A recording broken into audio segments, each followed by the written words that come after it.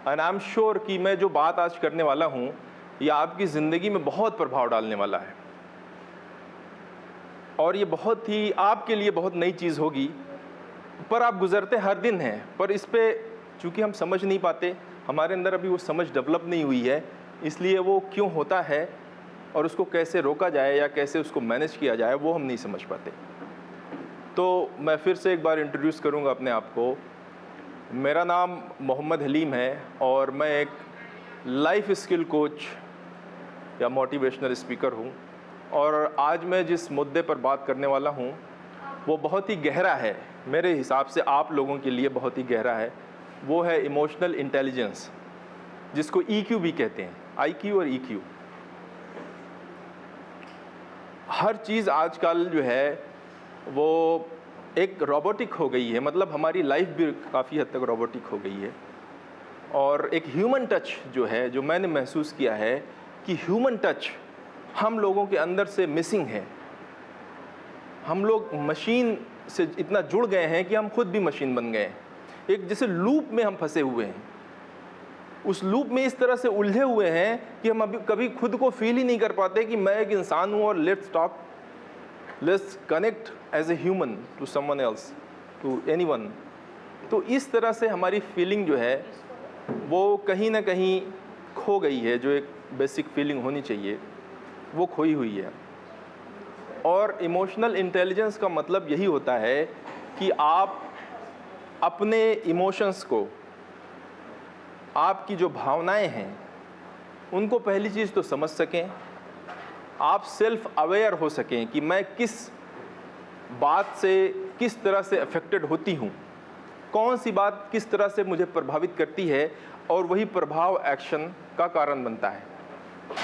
उसी प्रभाव से ही हम एक्ट करते हैं। अच्छा, तो जैसा हम फील करते हैं, इमोशंस हमें वो फीलिंग्स देती है, और फीलिंग ही एक्शन का कारण है। अब आप लोग हमको ये बताइए, आप में से कितने लोग ऐसे हैं कि जो बहुत जल्दी दुखी हो जाते हैं, बहुत जल्दी नेगेटिविटी उनके अंदर भर जाती है कि अरे यार बेकार ही है, लग रहा है जीना, कुछ ना हो पाएगा। होता है, बहुत सारे लोग हैं, और जो नहीं हैं वो मेरे ख्याल से ह्यूमन कम रोबोट ज़्यादा है।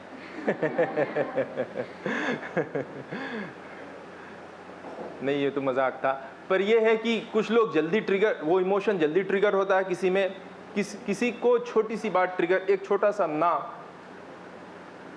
सा ना नो उसको ट्रिगर कर देता है, और फिर तरह तरह की नेगेटिव थॉट्स हमारे अंदर आने लगते हैं, और ऐसा लगता है कि यार अब ये काम बेकार ही है, अब ना करें तो अच्छा है, ये हमसे ना हो पाएगा, ये मेरे बस का नहीं है, और फिर हम उसी अकॉर्डिंग एक्ट कर जाते हैं। हम जो कुछ भी हमारा एक्शन होता है वो हमारे थॉट्स का ही तो आउटकम है, उसी का रिजल्ट है वो।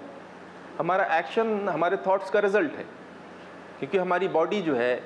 वो हमारे ब्रेन को फॉलो करती है, उसका इंस्ट्रक्शन फॉलो करती है। तो हमें सबसे पहले अपने ब्रेन को सही करना, अगर हमें अपने एक्शन को सही करना है तो इनिशियली हमें रूट कॉज पे जाना पड़ेगा, और रूट कॉज है हमारा थॉट प्रोसेस, हमारी थिंकिंग, और थिंकिंग आती है इमोशन से। थिंकिंग का जो जन्म होता है वो इमोशन से होता है, और वही इमोशंस को हम समझ जाएं, पहले तो समझ जाएं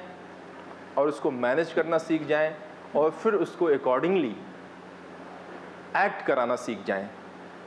तो हमारी ज़िंदगी बहुत खूबसूरत बन जाएगी, और हम ज़िंदगी में दुखी नहीं होंगे।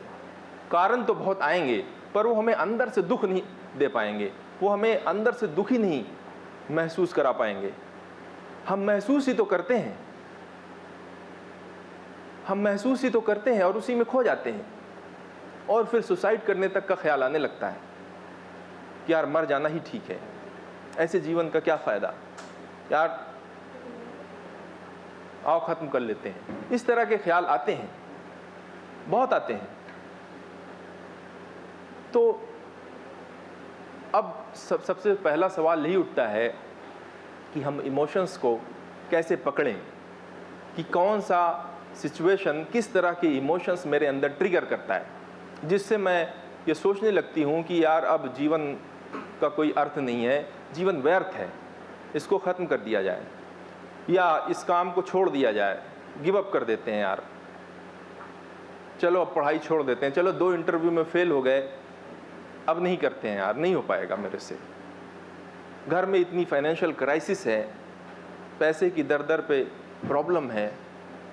चलो यार छोड़ देते हैं। स्ट्रगल्स आए, सर्कमस्टांसेस आए, परिस्थितियाँ आई, नेगेटिविटी आना शुरू, सबसे पहले छोड़ ही देते हैं, यही दिमाग में आता है।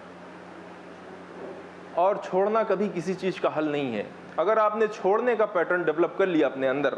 अपने माइंड में छोड़ने वाला डेवलप कर लिया, तो ज़िंदगी में जब भी समस्याएं आएंगी आप सबसे पहले भागेंगे मैदान छोड़ के, क्योंकि आपने वो अपने माइंड को बता दिया कि भैया जब भी परिस्थिति आए पहले भागना, तो हम भागने लगते हैं। अब मैं आपको समझाता हूँ, बहुत ही करीबी जो घटना मेरे साथ हुई है उससे रिलेट करता हूँ। मैं अपनी प्रॉब्लम को सबकी प्रॉब्लम समझ के उस हिसाब से मैं बताने की कोशिश करूँगा कि मेरी प्रॉब्लम से आप लोग कनेक्ट हो सकें और इस तरह से कि उससे हम लोग एक आउटकम, एक पॉजिटिव सोल्यूशन की तरफ बढ़ें।